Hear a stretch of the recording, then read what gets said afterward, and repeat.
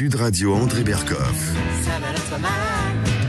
Berkoff dans tous ses états, ça balance pas mal sur Sud Radio. Claire nous parle en notre temps, parle pour nous tous, quoi. C'est évident. Enfin, je veux dire, comment ne pourrions pas aimer, même si certaines femmes nous traitent d'hommes déconstruits. Hein. Non, soyons sérieux. Alors, bonjour Alice Cordier. Bonjour André. Alors Alice Cordier, vous êtes quand même le collectif Némésis, on le suit déjà depuis qu'il existe depuis pratiquement. Depuis ses débuts, ça fait. Ça fera 6 ans en octobre et vous étiez ma première interview. Ah bah écoutez, alors j'en suis très flatté et je ne le regrette pas du tout puisque lorsque l'enfant paraît, il a grandi, hein, l'enfant il a grandi et on vous voit effectivement. Alors c'est très intéressant parce que quand on parle de Némésis, il y a des jeux de certains qui disent oui, courageux, c'est bien, ils vont dans les manifestations. Les autres disent non, réactionnaires, fascistes, xénophobes, etc. Bon, vous êtes habitués. Mais qu'est-ce qui vous a fait dès le départ, Alice? Parce que je voudrais quand même qu'on fasse un bilan, mais enfin, en tout cas, voir qu'est-ce qui vous a motivé au départ? Qu'est-ce qui a fait que vous et vos compagnes, vos amis, vos complices se sont dit non mais ça ne peut pas continuer comme ça et on va adopter une autre manière de voir les choses. Nous, il faut savoir qu'on est une génération de jeunes femmes qui connaît le harcèlement sexuel et le fait d'être traité vraiment comme un bout de viande dans la rue. Vraiment comme un bout de viande. Alors ça fait écho à votre émission précédente, mais là pour le coup c'est le fait d'être vraiment traité comme une moins que rien dans l'espace public. On ne parle pas d'un homme qui vient demander votre numéro parce qu'il a un coup de foudre. On parle d'hommes qui vous traitent de façon industrielle, qui dès que vous avez 12-13 ans, commence à vous ramener dès 12-13 ans. Dès 12-13 ans. Moi, ma petite sœur a été agressée à 11 ans. À 11 ans, dans le tram, par un homme qui s'est frotté contre elle. Personne n'a bougé dans le tram. On parle d'une enfant. Voilà.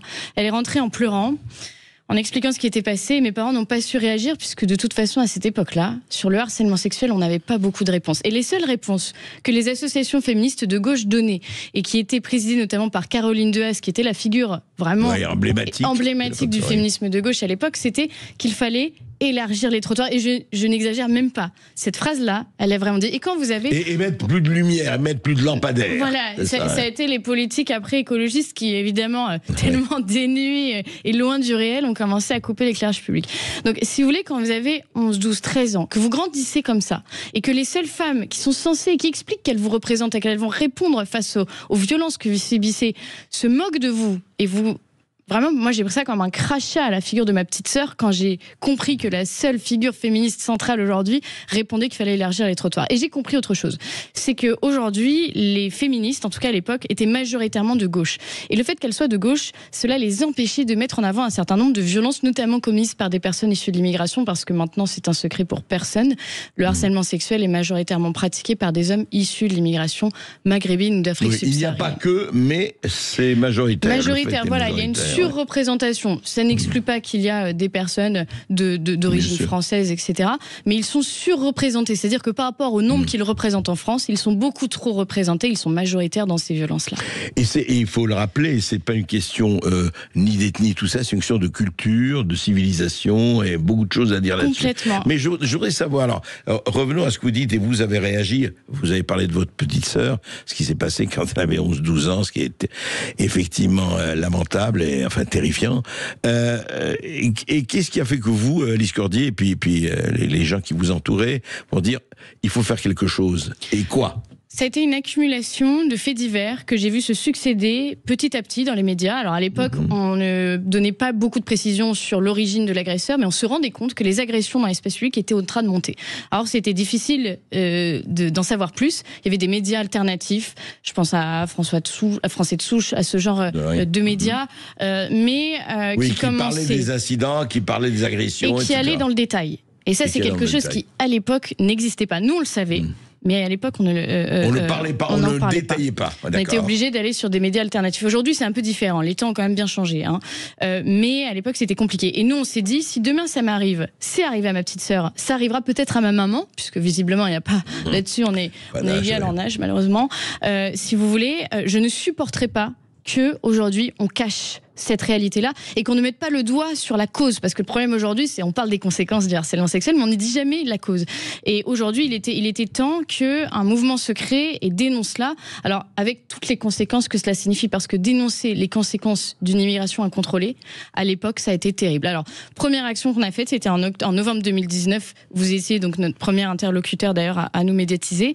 Nos militantes ont été traquées par tous les médias d'extrême gauche ou de gauche comme Le Monde pour savoir qui elles étaient, qu'elles soient mineures ou pas, peu importe, où est-ce qu'elles travaillaient, qui étaient ces jeunes femmes de 20 ans qui militaient contre l'immigration. C'était pas de se dire pourquoi ces jeunes femmes militent contre l'immigration et est-ce qu'il y a peut-être un problème, c'était pourquoi qui sont ces femmes réactionnaires. Exactement. De quoi elles se mêlent. Est-ce qu'elles ont des liens, est-ce qu'elles viennent d'un parti, qui les finance. Alors en fait, à l'époque, si vous voulez, on était 6 dans l'association, on n'avait pas un sou et aucune figure de droite ne nous connaissait, voire même si elle ne se méfiait pas un peu de nous, puisque le mot féminisme à l'époque était quand même très très biaisé extrême gauche. Donc personne ne nous connaissait et donc ils n'ont rien trouvé à faire d'autre que de balancer le visage des militantes qui étaient ce jour-là. Et en fait, moi je me suis rendu compte durant ces 6 années, si vous voulez, que notre parcours a été un parcours du combattant. On a eu des comptes bancaires fermés sans aucune raison. On a eu des procès de SOS Racisme, alors qu'on gagne à chaque fois, puisqu'en fait, nos slogans ne sont absolument pas dans l'illégalité. Ce qu'on dénonce est toujours relié à des statistiques extrêmement précises du ministère de l'Intérieur. Nos témoignages sont des témoignages de victimes, enfin, vraiment, voilà. Mais on a eu vraiment cette chose de toujours se dire, on est des femmes, on dénonce des violences faites aux femmes, et on est dans une société où, apparemment, il faut croire les victimes quand c'est des femmes. Oui. Plutôt, oui. Mais pas quand c'est un agresseur qui, visiblement, ne correspond pas aux critères que la gauche défend et protège. Et en fait, donc, vous avez été poursuivi jusqu'à présent. Enfin, il faut se dire que vous avez fait, on va pas égrener tout, il faudrait des heures, et c'est très bien, c'est à votre crédit.